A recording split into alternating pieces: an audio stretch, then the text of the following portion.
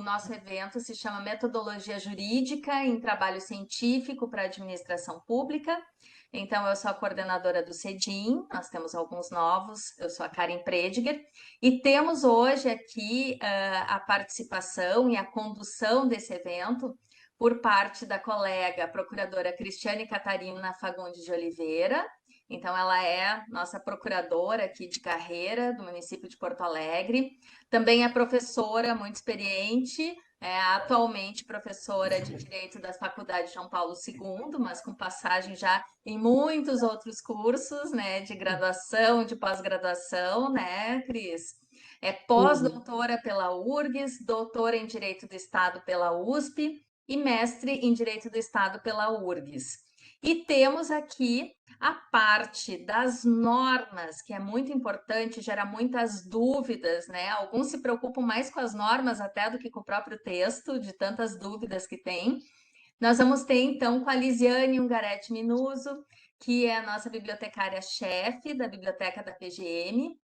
Ela é especialista em gestão de arquivos pela Universidade Federal de Santa Maria e é bacharel em biblioteconomia e arquivologia pela URGS e vai trabalhar então um pouco das normas técnicas. Desde já eu passo a palavra aqui, quem vai falar primeiro é a doutora Cristiane Catarina. Obrigada pela presença, Cris e Lise. Vocês estão com a palavra então. Bem, obrigada a professora Karen, a doutora Karen, né, pelo convite e obrigada pela presença de todos. Um prazer estar aqui ao lado da colega Lisiane, das colegas aí, da Ângela, da Simone, das colegas todas da Helena e de todos que estão aqui presentes.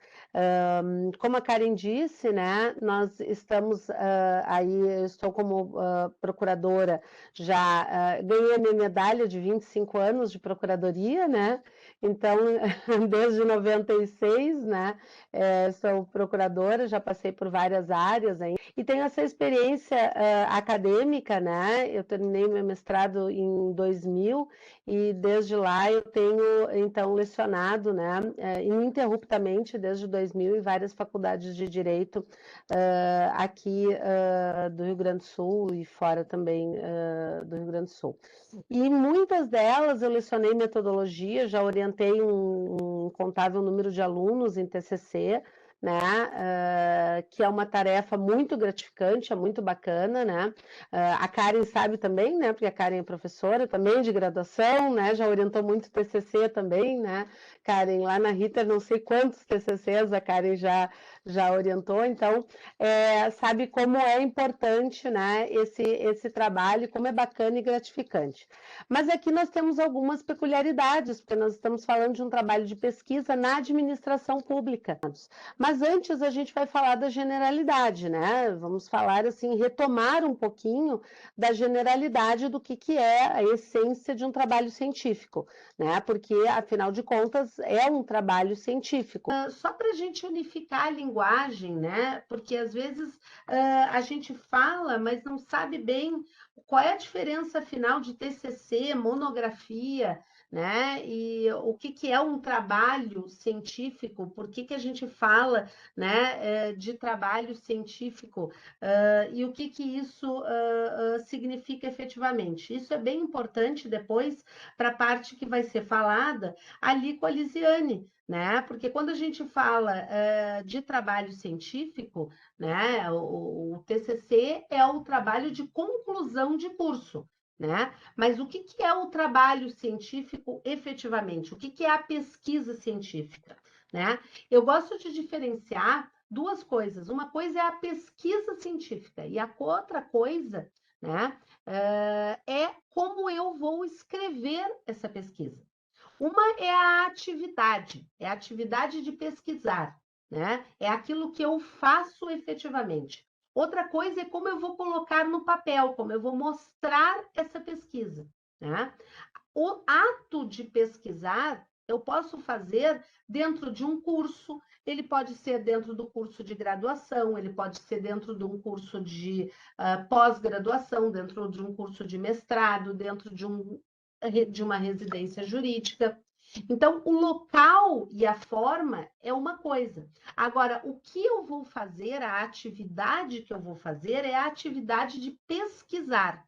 Então, o que a gente precisa ter bem claro é o significado da atividade de pesquisar, que é a mesma. Aquilo que vocês fizeram no TCC, aquilo que se faz num grupo de pesquisa, aquilo que se faz aqui na residência, aquilo que se faz no mestrado, que se faz no pós-graduação, é uma atividade, a atividade de pesquisar. A pesquisa é uma coisa. Agora, como vocês relatam a pesquisa por escrito, é outra coisa, é uma forma, é o modo de colocar no papel.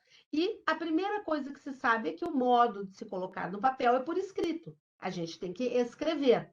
Por que eu digo isso? Porque eu posso fazer uma pesquisa e eu poderia, em alguma outra área da ciência que não fosse do direito, ou em alguma outra área de conhecimento, não colocar no papel por meio de uma escrita. Se vocês forem pensar lá no Instituto de Artes da URGS, como é que é o TCC? O TCC não é feito no papel. O TCC é uma imagem. O TCC é uma apresentação de uma dança. Esse é o TCC. O TCC é um vídeo. É o vídeo de uma dança. Esse é o TCC. Ele não é escrito. Eu estou dando esse exemplo para mostrar para vocês e é feita uma pesquisa de movimentos, uma pesquisa, né? É toda uma pesquisa de movimentos, de cores, de sons e o resultado é um vídeo. É um vídeo. E esse é o TCC que é entregue. O TCC é entregue num vídeo. E foi feita uma pesquisa? Foi feita uma pesquisa, testes do qual era o melhor som, qual era a melhor música, qual era o melhor movimento, até que se chegou no resultado que é colocado num vídeo e é entregue para o professor. Então, não necessariamente, isso, quando a gente mostra numa outra área do conhecimento, fica muito claro, muito evidente, né? Como pode ser diferente, né? A atividade de pesquisar daquilo que a gente faz de demonstrar a pesquisa que fez, que é o escrever. Né? Por que isso é importante? Porque a gente às vezes foca muito no escrever. Não, eu tenho que escrever, eu tenho que fazer uma monografia, quantas páginas, e a gente não foca no ato do pesquisar. Do que eu estou fazendo, do que eu estou pesquisando. E isso eu tenho que pensar, planejar essa pesquisa, né? Porque ela é a parte mais importante. O escrever depois é a consequência. Se eu não consigo distinguir esses dois atos, o pesquisar e como eu planejo essa pesquisa para depois eu começar a escrever, se eu misturo esses dois atos, se eu não entendo que são coisas diferentes, em momentos diferentes, né? Que eu tenho que planejar a pesquisa, que eu tenho que pensar na pesquisa, para depois eu começar a fazer a segunda parte, que é relatar por escrito o que eu fiz. Se eu misturo isso, não sai uma boa pesquisa, não sai um bom relato. O relato fica truncado, não fica bem, ele não fica certo, e daí não vai adiantar nada colocar na forma correta. Ah, mas ele está todo na ABNT, eu segui tudo que a Lisiane mandou eu fazer, mas não vai ficar uma boa pesquisa, não vai ter qualidade. E por que não vai ter qualidade? O erro foi ali na escrita, na gramática, foi nas normas da ABNT? Não, não foi, foi lá no início, quando você confundiu o ato de pesquisar com a escrita, com a escrita. Então, pensem sempre nesse exemplo, né? Pensem sempre nesse exemplo de uma outra área de conhecimento. Pensem lá no Instituto de Artes, né? Que faz um TCC lá no final de curso, que é assim, eles pesquisam movimentos, danças, luzes, e testam e fazem a dança, e vê esse movimento, e vê a luz, e vê a cor, até que eles montam a dança, filmam e entregam para o professor. E não é escrito. E eles têm que testar, treinar, fazer, e depois eles vão filmar para entregar para o professor. A filmagem é o fim, eles primeiro fizeram a coisa para depois filmar. É mais ou menos o que a gente tem que fazer aqui no direito. A gente faz a pesquisa, a gente faz a leitura, a gente pensa, a gente pergunta, a gente chega na conclusão e daí a gente escreve. Claro que às vezes a coisa vai sendo feita mais ou menos junta, né? Porque senão a gente também esquece as ideias, então a gente tem que ir anotando e escrevendo. Mas uma coisa é o fazer a pesquisa, outra coisa é o redigir essa pesquisa. Então vamos seguindo. Por que que isso é importante? Porque começa, né? Então, tanto faz se eu vou fazer um TCC, um trabalho de conclusão, se vai ser em forma de monografia, que é mais longa, mais explicada, ou se vai ser em forma de artigo, que é um pouco mais enxuto, mais objetivo, ou vai ser em forma de uma tese de doutorado, que tem a característica de ser de ineditismo, de organização de ideias, ou vai ser uma dissertação de mestrado, né? Ou vai ser um artigo de pós-graduação, ou vai ser um artigo, porque nós escolhemos aqui que na residência é um artigo, né? Vai ser em forma de um artigo científico. O importante é a pesquisa. E aí eu vou voltar para aquela pergunta lá que a Carolina fez ali no chat, que eu prometi responder no início, que seria esse, né? Que é o objeto da nossa conversa de hoje. Que é perguntar para vocês tudo isso que eu perguntei até agora, qual era a experiência de pesquisa de vocês, para ter a certeza de que vocês têm isso em mente, a diferença de pesquisar e a diferença de escrever. A pesquisa começa com o quê? Escolha de um tema. A escolha de um tema, na verdade, é o que é menos importante. A escolha de tema é o assunto. O assunto eu escolho um pouco aleatoriamente. Escolho direito administrativo, transparência, né? Escolho qualquer coisa, vamos lá. Escolho um pouco aleatória do tema. O tema eu escolho, alguns alunos ficam chocados quando eu digo assim, eu escolho o tema assim, eu pego no papelzinho 3 ou 4, jogo para cima e escolho qualquer um, porque ele é realmente meio aleatório, né? Os alunos dizem, professor, não sei se eu escolho esse ou aquele, escolhe esse, tá bem, joga no papelzinho, escolhe qualquer um, porque escolher tema é uma coisa que mais ou menos você goste. A única coisa que eu não posso escolher é um tema, né? Que seja um tema muito distante. Vocês aqui na residência têm que escolher um tema que seja ligado ao municipalismo ou ligado ao processo, algum tema que tenha algum interesse, né, junto a nós. Né? Também não vão escolher, né, as chancelarias do direito internacional. Não consigo ver isso ligado ao nosso municipalismo, né? Vamos escolher um tema que seja minimamente ligado, né, aos interesses do município. Mas o tema é escolhido mais ou menos de forma aleatória. Escolhi esse tema, quero isso, né? Bom, agora, o que que a gente tem a dificuldade de escolher, né? Então, lá, quando ela me perguntou, é difícil escolher o tema? Não, não é o tema que é difícil escolher, é a pergunta. É a pergunta. Porque para se fazer uma pesquisa, eu tenho que escolher uma pergunta. Eu preciso escolher um problema de pesquisa, uma pergunta que eu tenho que fazer para poder responder. Porque o que é o ato de pesquisar? O ato de pesquisar é eu tentar descobrir alguma coisa. Pesquisar é descobrir. É pesquisar é tentar saber uma coisa que eu não sei, que as pessoas não sabem, a comunidade acadêmica não sabe, ou pelo menos não sabe desse jeito, pelo menos não é tão claro de saber, e que é útil que se saiba, né? E ela tem que ser uma pergunta específica, né? Uma pergunta útil e específica. E essa pergunta, ela tem que ser específica, útil, e ela tem algumas regras para ser feita. E ela realmente demora a ser elaborada. Ela demora, porque para eu saber uma pergunta, eu tenho que conhecer o tema. Então, eu tenho que estudar, ler para poder vir a pergunta. Ninguém fica parado olhando para o teto e aparece uma pergunta. Na verdade, as perguntas não surgem do nada. Eu preciso ler, descobrir, estudar, ouvir, conversar para me surgir uma pergunta. Eu, parada aqui, não vai me surgir uma pergunta sobre matemática avançada. Eu não sei nada. Façam uma pergunta aí sobre o não sei o quê. Se você não sabe nada sobre isso, não vai vir nenhuma pergunta. Se eu pedir para vocês fazerem aí uma pergunta sobre o DNA da orelha do sapo, vocês não vão saber fazer uma pergunta sobre isso. Perguntem aí alguma coisa sobre o DNA da orelha do sapo. Nem sei se sapo tem orelha, né? Mas, enfim, vocês vão saber fazer uma pergunta sobre isso? Ninguém vai saber, a não ser que vocês vão para a internet. Agora, vamos lá. Nem sei se sapo tem orelha. Vamos ver o que é DNA, o que é o sapo. Aí vocês vão conseguir descobrir uma pergunta para fazer. Agora, senão não vai ter pergunta para ser feita. Então, o que a gente faz? Escolhe o tema, meio aleatoriamente. Começa a ler, estudar, ver, para tentar achar uma pergunta para ser feita. Então, toda questão, e que é importante um orientador, mas é importante principalmente a curiosidade, é procurar uma pergunta. Procurar uma pergunta.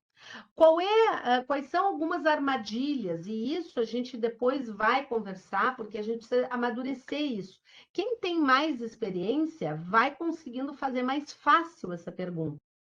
Mas tem algumas armadilhas que vocês têm que fugir para elaborar essa pergunta. Por exemplo, a pergunta não pode ter uma resposta. Essa é a primeira armadilha que vocês não podem cair. Vou fazer uma pesquisa para perguntar se o município pode cobrar o IPTU nesse caso. Mas eu sei que ele pode cobrar, porque eu trabalho na PDA e eu sei que o município cobra. Isso é uma pergunta para vocês fazerem o trabalho aqui da residência? Não, não é uma pergunta. Porque vocês já sabem a resposta. Como é que vocês vão perguntar se o município pode cobrar o IPTU, se vocês sabem que ele pode cobrar, tem um monte de ações ali na PDA que ele cobra? Vou fazer uma pergunta se é cabível a intervenção de terceiros, não sei o quê. Sim, mas vocês sabem que cabem, está ali na PIND, cabe a intervenção, tem um monte de processo com intervenção. Não, vamos fazer um trabalho sobre isso, porque é uma pergunta que vocês já sabem a resposta. Tem que ser uma pergunta que vocês não saibam. Ou uma pergunta, também tem isso. Não, eu vou fazer uma pergunta porque a jurisprudência está muito em dúvida. Mas essa pergunta, vocês sabem que a resposta tem que ser favorável ao município. Não façam essa pergunta também, porque isso não vai ser uma pergunta verdadeira, né? Vai ser uma pergunta fake, porque vocês vão ter que responder a resposta certa, que a resposta é que o município tem que ter razão. Aí não façam uma pergunta dessas, né? Não se coloquem no brete de fazer uma pergunta que a resposta tem que ser favorável ao município. Façam uma pergunta de verdade, uma pergunta que tanto faz a resposta que vocês chegarem, tanto faz a resposta, tá tudo bem. Então, não coloquem uma pergunta que tenha que ser resposta favorável ao município. Coloquem uma pergunta de verdade, uma pergunta que realmente, tanto faz se é assim ou se é assim.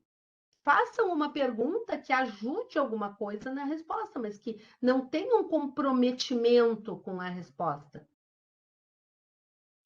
Procurem um assunto também que não seja, né, um assunto que seja um assunto próximo do que vocês trabalhem, do que vocês queiram trabalhar, do que vocês estão aí na área que vocês estão, mas que não seja também próximos demais, né? Então, o orientador de vocês aí é o procurador que trabalha com vocês na PPE. Aí o procurador está defendendo a tese ali no processo de que não cabe horas extras para o servidor que não tem autorização da chefia. Aí vocês vão fazer uma pergunta: cabe autorização da chefia obrigatoriamente para a admissão de horas extras em processo judicial? Isso é uma pergunta que vocês vão fazer? Não pode fazer essa, né? Vocês vão fazer uma pergunta sabendo que o orientador de vocês é contra isso, sabendo que isso é contra a tese do município. Não vão fazer uma pergunta dessas. Então tem que ter uma certa inteligência emocional até, né? Uma inteligência jurídica para fazer a pergunta, que seja uma pergunta que vocês consigam chegar nas prováveis respostas sem se complicar. Então, tem que ter tem que ser uma pergunta específica que vocês tenham curiosidade e que sejam perguntas úteis. Como fazer tal coisa dessa forma, como chegar a tal. Então, e não é de um dia para o outro. É um dia, dois, uma semana, duas, às vezes é um mês para chegar numa pergunta. A parte mais demorada de fazer a pesquisa é chegar numa pergunta. Precisa conversar, precisa falar, trocar ideias, ler. Então, o objetivo para começar tudo é fazer a pergunta certa. A gente sempre começa fazendo a pergunta certa. fazendo a melhor pergunta possível. Então, esse primeiro momento é elaborar a pergunta. Elaborar a pergunta é a parte mais importante da pesquisa. Para depois vocês fazerem o quê? Estudarem, lerem para chegar na resposta, para depois começar a escrever a resposta. E aí, na hora de escrever a resposta, tem uma formatação para escrever essa resposta. E aí vai vir a ajuda da Lisiane com a formatação de escrever a resposta. Hoje, a gente está dando uma introdução para a aula da primeira parte e a última da última parte. Todo o miolo nós ainda vamos, né? A Karen vai marcar as aulas aí, né? Para a gente ver esse miolo que vai ir no meio, tá? O recheio. Mas a gente vai dar a primeira e a última parte. A primeira de tudo é esse: formular uma pergunta, formular um problema, tá? Então, assim, hoje vai ficar essas ideias. Formular uma pergunta. Uma pergunta que precisa ser uma pergunta verdadeira. Vocês têm que ter essa curiosidade. Se vocês já sabem a resposta, ela não é uma pergunta. Vocês não podem saber essa resposta. E não pode ser uma resposta óbvia. Eu vou abrir o primeiro livro e está lá a resposta. Não dá. Tem que ser uma pergunta que vocês tenham curiosidade, uma pergunta específica, complexa, que não crie complicações para vocês no trabalho, que não seja uma pergunta que já seja óbvia a resposta. E o tema é mais ou menos aleatório. Ó, vou fazer em tal tema. Bom, e agora qual é a pergunta dentro desse tema? E aí a gente precisa ler, estudar, e daí vai formulando a pergunta. Uma vez formulada a pergunta, aí destrincha. Se a pergunta está mal formulada, o trabalho não vai andar. Então, tem que ter uma pergunta bem formulada. Aí, o trabalho vai andar e aí vocês vão conseguir chegar na parte da Lisiane, que a Lisiane vai fazer agora, que é como colocar as ideias que vocês pesquisaram, né, para poder colocar no papel a resposta. Porque daí vocês vão fazer o quê? Fez a pergunta tá ok? Vocês vão começar a ler e estudar para responder. E vão escrevendo a resposta, escrevendo a resposta, escrevendo a resposta. Como vão escrever essa resposta? Quais são as regras para escrever essa resposta e digitar essa resposta? Aí a Elisiane vai dar as dicas agora. Ficou claro essa minha parte?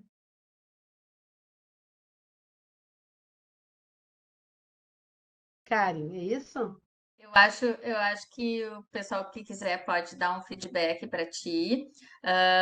Como vocês viram, a doutora Cristiane sempre muito disponível, uma vez professora, sempre professora, né? A gente nunca abdica do posto. E desde já eu vou passar a palavra para a Lisiane, que a gente já está 11h08 aqui, para que ela possa, então, trazer um pouco daquilo que muitas vezes é até a maior angústia, e não deveria ser angústia, né, Lisiane? Não, não Vamos para as precisa ser. normas técnicas, então. Tá bom. Então, bom dia a todos.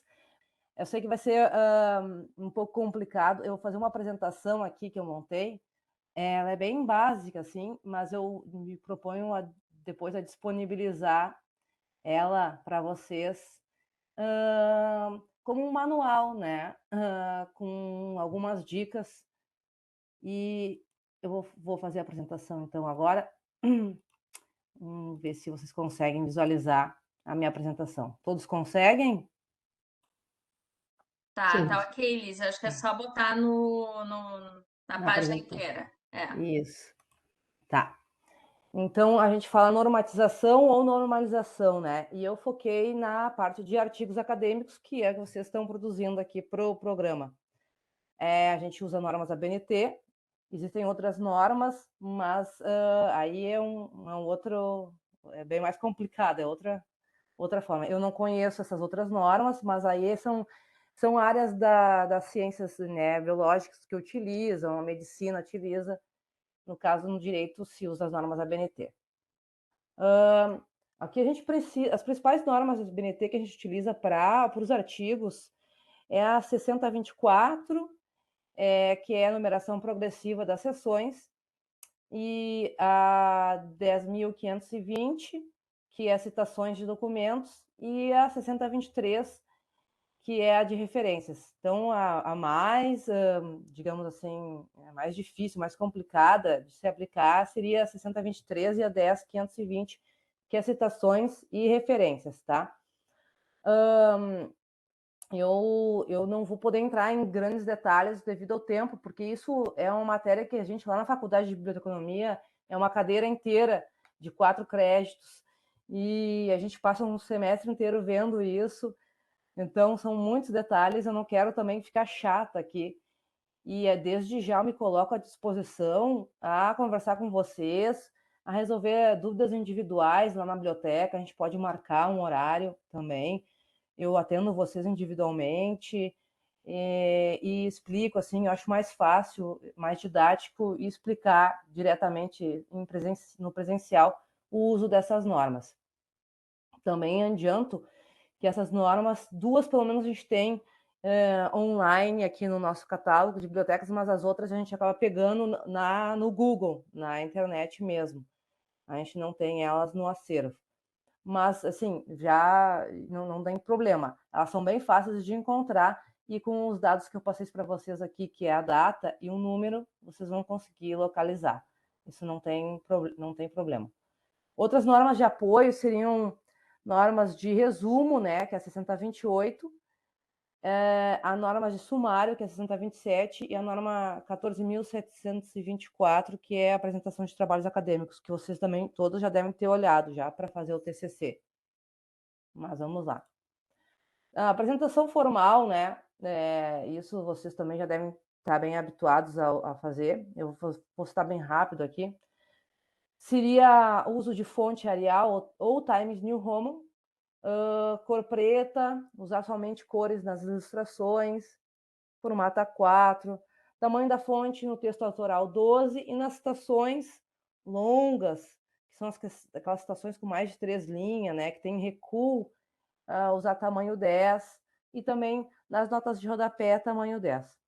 O espaçamento, para visualizar mais fácil, para leitura, eu aconselho sempre 1,5 entre as linhas, não usar espaço entre os parágrafos, e para citações longas, novamente, usar um espaçamento simples, que é para ficar bem fácil de destacar ali, que é uma citação de um outro autor, para não confundir com o texto de vocês.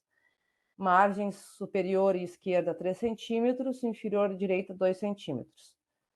Então, esses são um caminho básico para seguir. As partes do artigo, eu peço desculpas do tamanho pequeno aqui, mas eu acho que depois, na hora que vocês imprimirem essa apresentação, não vai ficar tão pequeno na leitura. Nas partes do artigo, a gente tem o título do artigo, sempre sugiro o uso de outro título, de um título em inglês, né, ou em espanhol,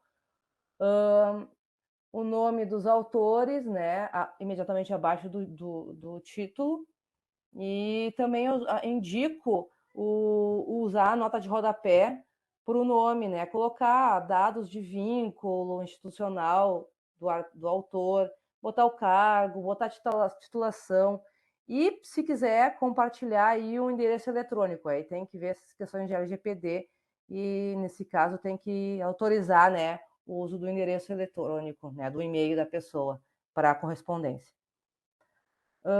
O resumo, né, a gente tem uma norma que auxilia para criar um resumo, né, que é a norma 6028 de 2021. A gente sempre orienta a usar os pontos relevantes do estudo, são uma sequência de frases concisas em um parágrafo único, né? A gente não usa sumário num artigo, tá, pessoal? A gente só acaba usando o resumo mesmo, pelo menos para o formato da revista da PGM, e a nossa revista a gente não utiliza o sumário ali. E a gente também usa o verbo na terceira pessoa e uma média de 100 a 250 palavras para fazer esse resumo. O abstract também, né, ou resumem em espanhol, e as palavras-chave que são utilizadas tanto no resumo como no abstract. Então, as palavras, a gente usa uma média de 5 palavras-chave, e elas são bem representativas do conteúdo, assim, e elas vêm imediatamente abaixo do resumo. Elas são separadas por ponto e vírgula, tá? e finalizadas por ponto, grafadas com iniciais em letra minúscula.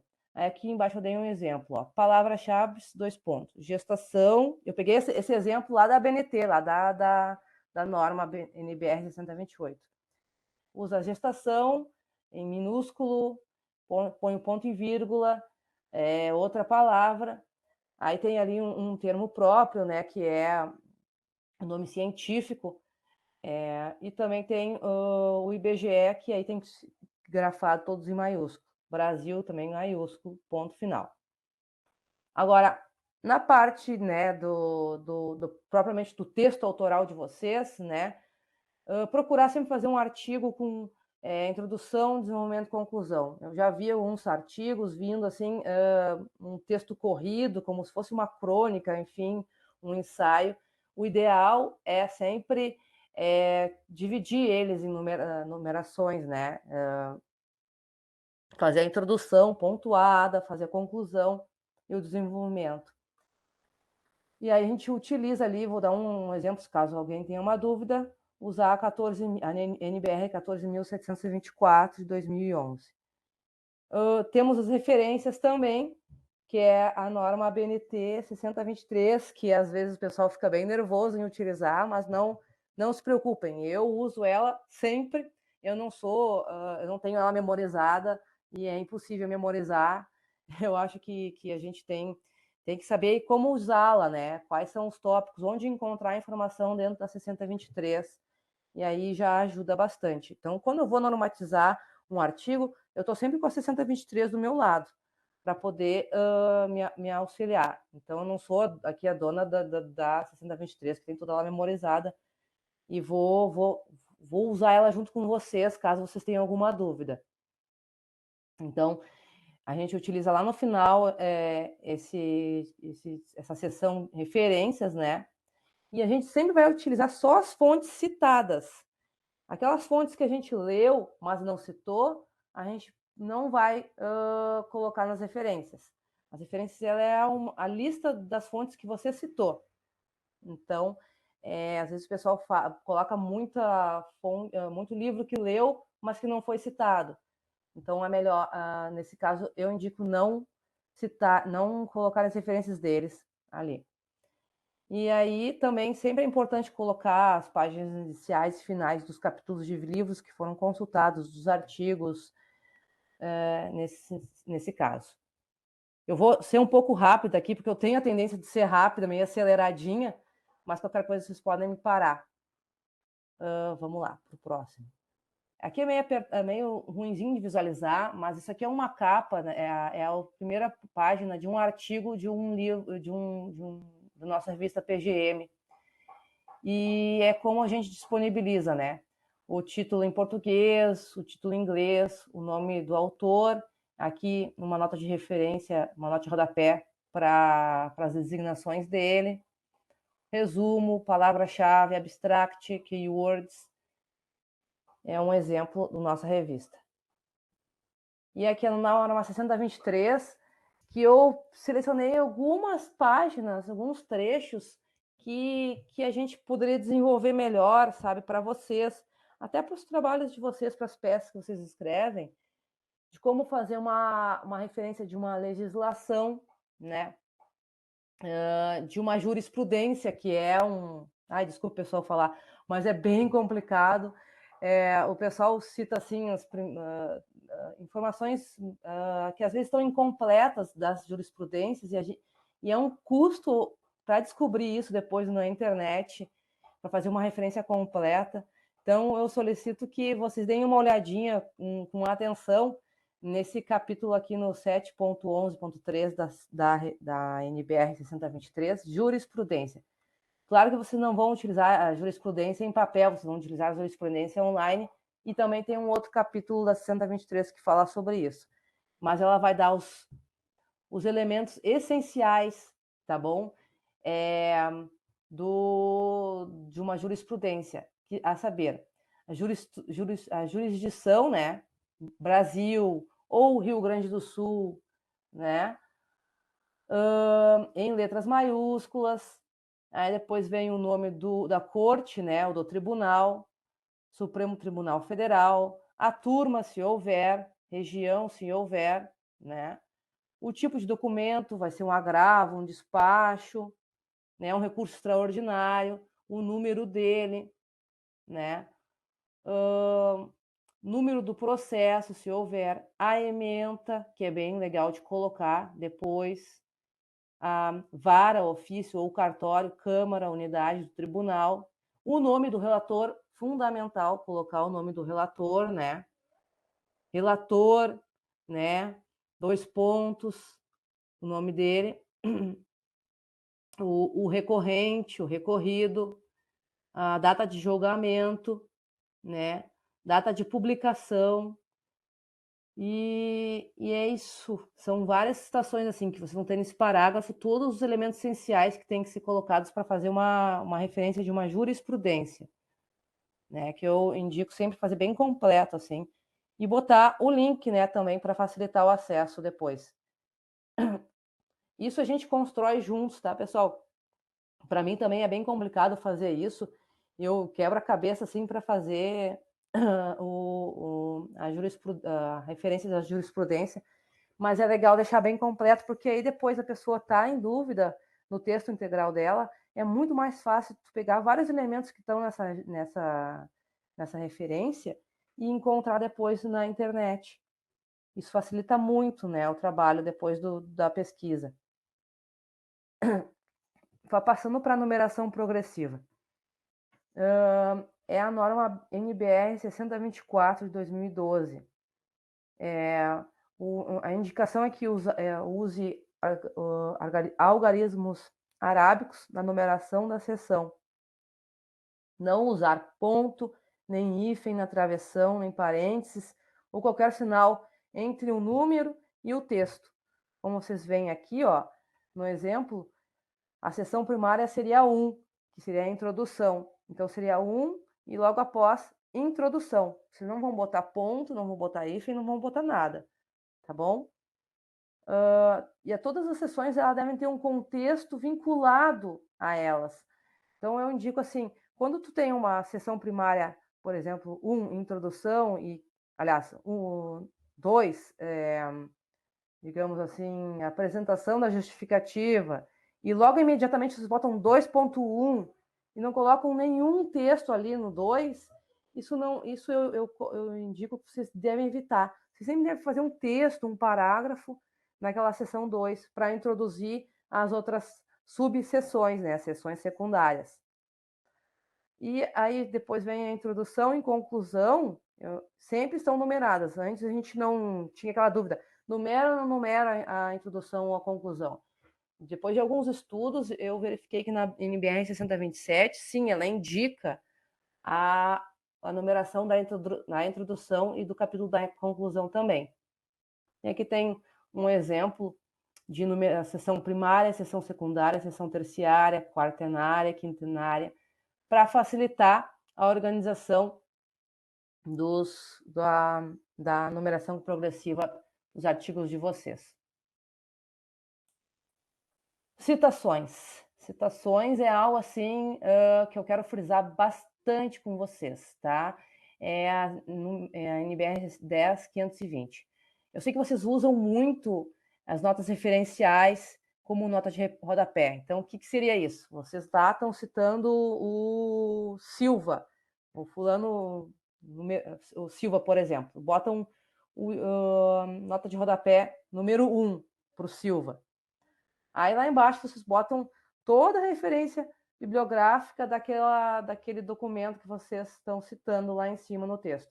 Eu indico não esse uso, tá? Eu indico outro sistema de chamada, que é o sistema de chamada autor-data, com notas explicativas nas notas de rodapé, tá? O autor-data, ele é mais fácil de utilizar, tá?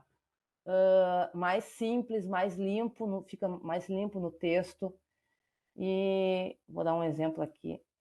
Aqui, sistema autor-data. Olha como é que ele fica. Ele pode ser trabalhado de várias formas. Então, tu pode... No teu texto, tu está fazendo uma citação simples, né? De duas linhas. No final, vocês vão botar entre parênteses o sobrenome dele, vão botar vírgula, vão botar o ano e vão botar a página de onde vocês retiraram. É fundamental que vocês coloquem a página sempre, tá bom? Onde vocês estão tirando aquela citação, certo? Só para ir, no caso, não se usa página quando você não faz a citação direta. Você só está colocando a ideia ali do autor que vocês estão citando. Aí não precisa usar página. Mas também pode, se quiser. É legal, fica bem completo o trabalho. E aí, então, lá nas referências, no final do trabalho de vocês, aí vocês vão botar todo ele completo. Eu acho melhor sempre, e indico isso na nossa revista da PGM, o sistema autor-data, tá bom? Então, ele sempre começa pelo sobrenome, letra em caixa alta, quando está entre parênteses, e o ano e a página, tá? Para citação diretas. Quando tem, assim, como ele começa quando a referência começa por um título, né? Por exemplo, é o caso aqui, anteprojeto de lei.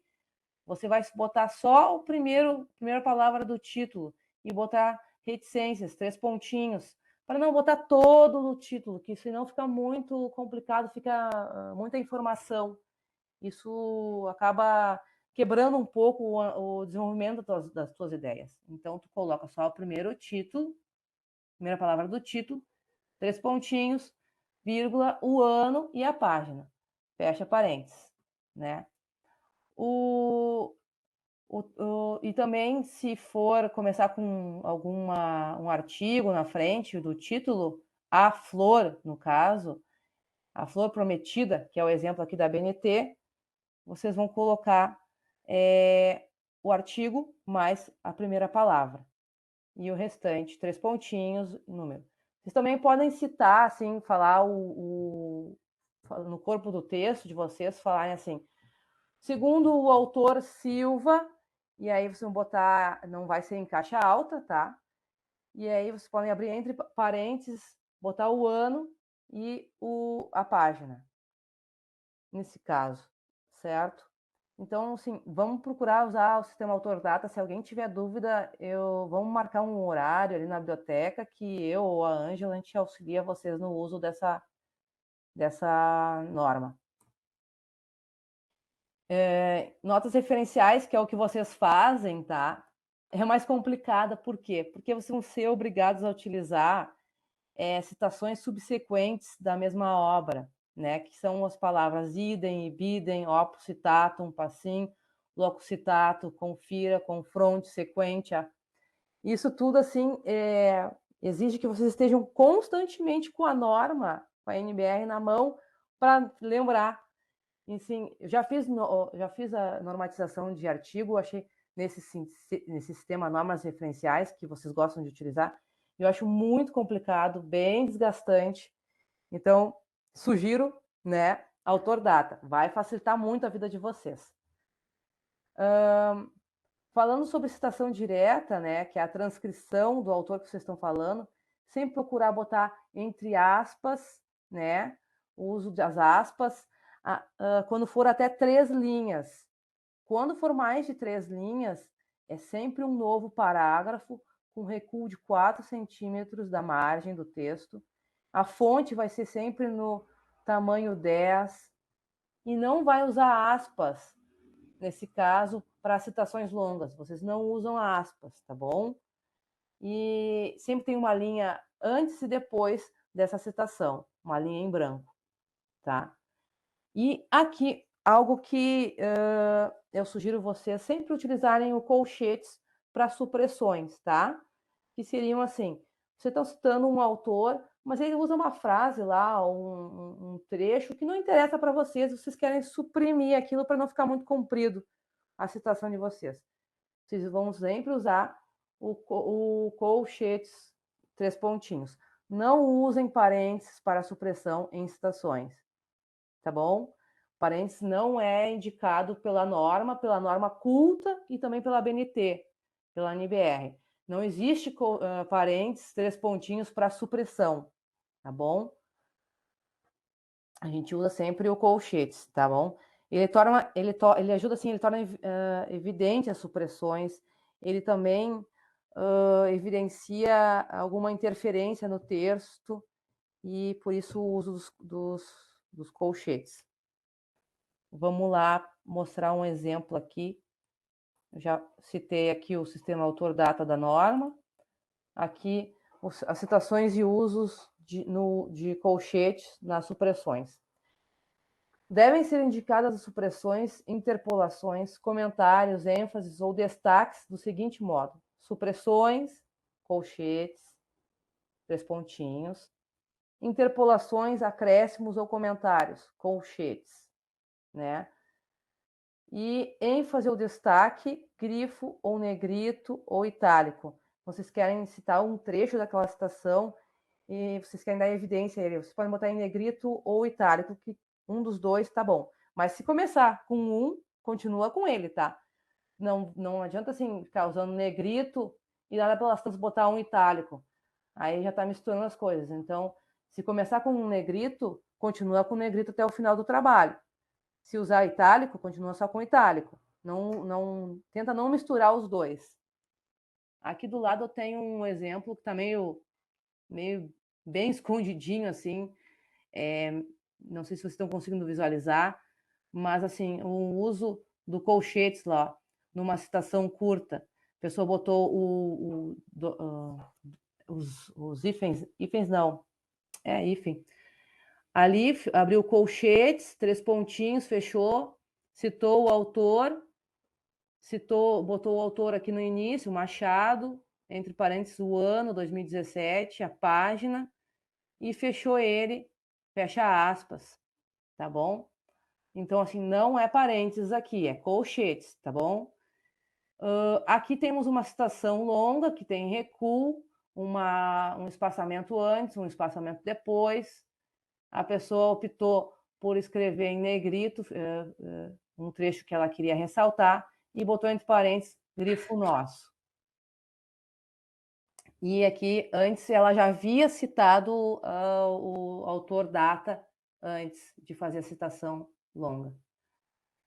Bom, eu prefiro não me delongar muito, eu deixo aqui os meus contatos. As minhas contribuições nesse momento seriam essas. Se vocês querem, tem alguma dúvida sobre algum ponto específico, algum caso específico, a gente pode olhar na norma agora, não sei se dá tempo. Eu não consegui visualizar vocês também. E vou interromper o compartilhamento aqui. E vamos voltar, então, para a tela. Se todo mundo está me enxergando de novo? Como é que está aqui? Oi, Lise, uma pergunta que eu queria te fazer, não sei se o pessoal tem dúvida, sobre como essas normas técnicas, o original delas e elas de forma completa, elas são bastante caras. Nós temos como consultar, pode dar algum esclarecimento para o pessoal sobre isso? Nós temos 2 normas aqui no município que nós compramos, que é o DEMAI que comprou, mas ele disponibiliza em catálogo online. E outras pode ser pesquisadas online, tá? Pode ser pesquisadas assim, se botar no Google lá NBR tal, número tal, vai aparecer nos primeiros resultados URGS disponibilizando a norma dela. O que a gente não fez, a gente não comprou essas normas, porque não houve necessidade até o momento, assim, de demanda da casa, de consulta direto em loco delas. Mas isso pode ser previsto, né, doutora? Na aquisição das principais, além dessas que a gente já tem aí, as que a gente já tem deixa eu ver. Eu acho que algumas antigas a gente tinha comprado, mas já estão desatualizadas. Eu lembro de ter comprado, Karen, quando eu estive no Cedim, faz anos, eu lembro de ter comprado todas.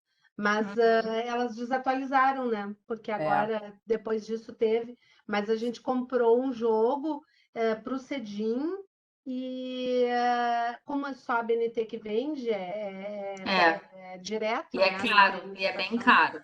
É caro pra caramba, mas eu lembro que assim, ó, para fins didáticos, a gente pode fazer cópia e distribuir assim e É, oferecer para consulta, sim, né? Não fere direitos autorais se a gente, por exemplo, passar para os residentes que vão sim. consultar, né, para fazer. Agora, porque as cópias que aparecem no Google A gente não são sabe se é a baratas mais ali. atual A gente ou não se não sabe. é também, é aquela coisa É. duvidosa, que é a mesma problemática da fonte de pesquisa do Google, né, de É. poder não ser fidedigna, né? O ideal é Cris, eu comprar. não sei se tu terias alguma dica de bibliografia ou alguma dica de leitura mesmo para o pessoal se inspirar para o Uhum, início do trabalho. uhum.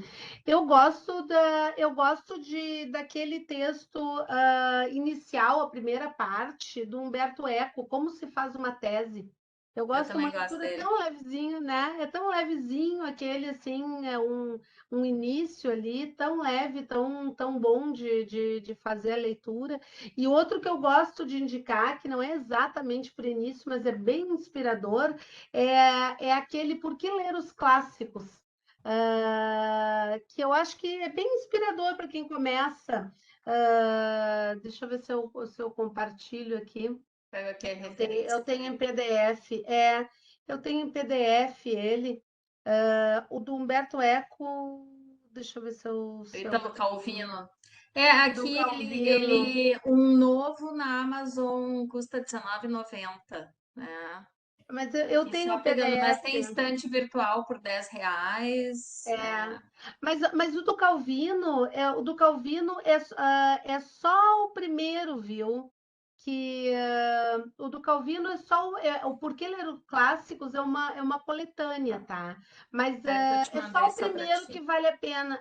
Mas é só o primeiro que vale a pena. Porque aí o primeiro é o Porquê Ler os Clássicos que eu quero indicar. Depois tem outros que é bacana de ler, né? Quem gostar de ler ele, mas eu vou te passar.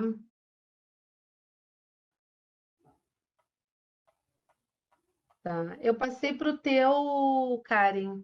Daí depois tu pode distribuir do Calvino ali. Ah, tá. Que já é o Tá, eu resto. passei, eu já tenho o Ah, já vou PDF dele. encaminhar pro grupo dos residentes, então. Isso, manda para o grupo dos residentes ali e o do Eco, eu não sei se eu tenho aqui. Eu não tinha.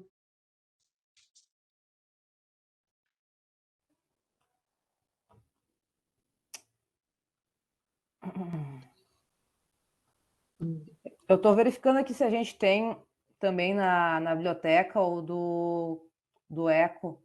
Deve ter, né? Sim, esse é bem famoso, bem conhecido. É só a última parte dele não dá, porque aí as normas da BNT daí Daí já sabem, tá. né? É. É. Senão, Mas é eu diferente. vou, em todo caso, aqui eu tô botando no grupo dos residentes o link, né? Se eventualmente alguém quer comprar. Mas Aham, o bom de se ter uma biblioteca é primeiro vamos ver se tem na biblioteca, né? Tem. Tem vários dele, eu é. vou pesquisar e depois eu retorno para vocês. Mas retomando as normas, assim, eu Ah, tenho elas já baixadas, eu recebi elas de colegas da URGS, então a fonte é fidedigna. Como é para fins didáticos, né, a gente suprimiu a informação de onde foi impressa, e aí eu posso fazer uma apostila para vocês, com esse resumo que eu tenho aqui, e entregar. Eu acho que pode ser interessante, pode ajudar, né? Sim, caminhar até pro grupo de WhatsApp, né, Lizzie? Uhum. Ou por e-mail também, como ficar mais fácil. Tá bom, eu faço uma apostila para vocês tá. e sim, ah, sempre coloco à disposição para conversar. A gente faz esse atendimento, né? Até eu Ângela. acho que é uma coisa que a gente sempre tem que ter presente, que as pessoas, o profissional da área de biblioteconomia, é sempre um dos melhores amigos do pesquisador. É quem pode dar muitas dicas, pode localizar coisas e pode também indicar repositórios, coisas que às vezes a gente nem lembra que podem ser consultadas, mesmo online. O profissional, ele é sempre a pessoa que aprendeu a fazer isso da forma mais técnica possível e que pode nos ensinar. E a gente tem isso à disposição na PGM. É um aprendizado que vocês podem ter não só para o TCC que vocês têm, mas um aprendizado para a vida, para outras pesquisas, né? Usufruam isso que a gente tem.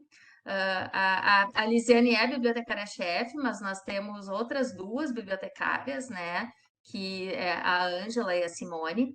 Então, esse auxílio, ele pode ser usufruído. Quem não trabalha fisicamente na Siqueira Campus 1300, é só ir ali, a biblioteca está no 13º andar, e a doutora Cristiane já passou os contatos dela também. Eu também fico à disposição para dúvidas, né? Nem sempre o preceptor, a gente não tem condições de ter todos os preceptores com formação em pesquisa, mestrado, doutorado e tudo mais. Mas o preceptor, ele pode ter aquele olhar mais pragmático, né? Na escolha da pergunta, que a Cris colocou como tão importante. E eu acho que é isso, eu acho que a gente tem um caminho e nós estamos com dificuldade em agendar espaço físico para o encontro presencial, porque a Escola de Direito Municipal está em reforma. Nós poderíamos ter parceria com o Tribunal de Contas, mas o Tribunal de Contas também está em reforma e se mudou temporariamente de lugar. Então a gente fica um pouco restrito nesse sentido e temporariamente. Tanto é que a aula com a doutora Clarissa, que nós vamos ter uma aula presencial, vai ser numa sala da SMAP, que é um lugar menorzinho, então vai ser só para os residentes, né, que nós temos no fim do mês. E a aula presencial de junho, Cristo, estás convidada já antecipadamente. A Lise também já disse que quer ir, né, Lise? É uma visita ao Laboratório de Inovação do Tribunal de Justiça. Nós temos 40 vagas para poder ir, então aqueles que gostam mais de conhecer esse tipo de novidade no Que tribunal, dia para vai ser? saber. Que dia vai ser? Deixa eu ver se eu tô com a data aqui. Em seguida eu te passo, tá? Eu passei o Tá, calendário para os residentes já, e daí eu te passo para te organizar. Vai ser de tarde, vai ser um turno ótimo. da tarde, tá? Depois eu te passo a data direitinho. Gente, colegas, nossos residentes, outros presentes, eu desde já vou agradecer a presença de todos, em especial aqui, então, para as nossas palestrantes de hoje, estão disponíveis. E com esse recado de que todos estamos à disposição para contribuir com vocês, para que vocês tenham essa oportunidade, essa evolução que agrega na carreira jurídica. Eu me despeço aqui e vamos sim, vamos agendar, vamos torcer para que ali por agosto a gente consiga agendar uma aula presencial, né, Cris? De acordo com a tua disponibilidade também, Sim, tá certo? sim. Um À abraço a disposição. todos, então. Um bom dia de trabalho. E mais uma vez, muito obrigada, Liz e Cris, pela presença hoje aqui e pela disposição.